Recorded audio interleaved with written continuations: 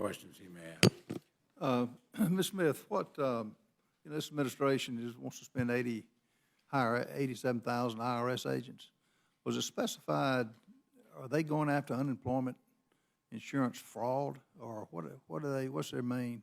Yeah, the IRS agents would be going after the taxpayers' revenues.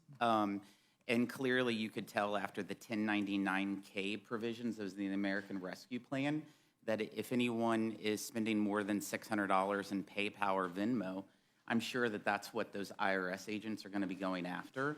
They need to make sure that every penny in any American's couch cushions are accounted for. It's not to go after billionaires. It's clearly about working class families. In fact, CBO came out and said that this would affect a lot of individuals under $75,000 a year. So really, they're not that concerned about the billions that are spent on that are actual fraud that are being taxpayers having to pay for.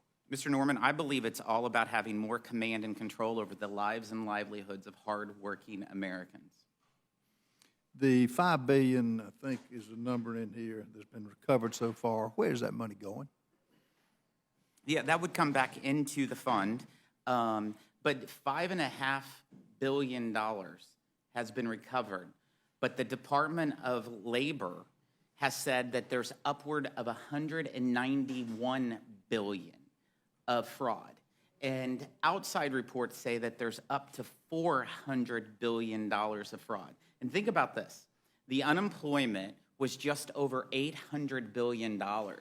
And even the Department of Labor says there's $191 billion of fraud, but we've only recovered $5.5 billion. There's a big problem. In other words, the squeeze, the juice would be worth the squeeze to recover just 5% more than has been recovered now. It would be nice. It would be nice to get hard-earned taxpayer dollars in the right places. These are fraudsters. There were individuals that took unemployment out in more than 40 different states. They bought Lamborghinis. We're talking about people who committed fraud, not people who got overpayment. This language of this bill is very specific. On pages 4 and 5, it's only with people who have intent, and that's fraud, not people who were just an average American who got an overpayment. So they just didn't make an innocent mistake. It was pretty intentional. It has to be intentional according to the letter of this bill. It has to be by fraud.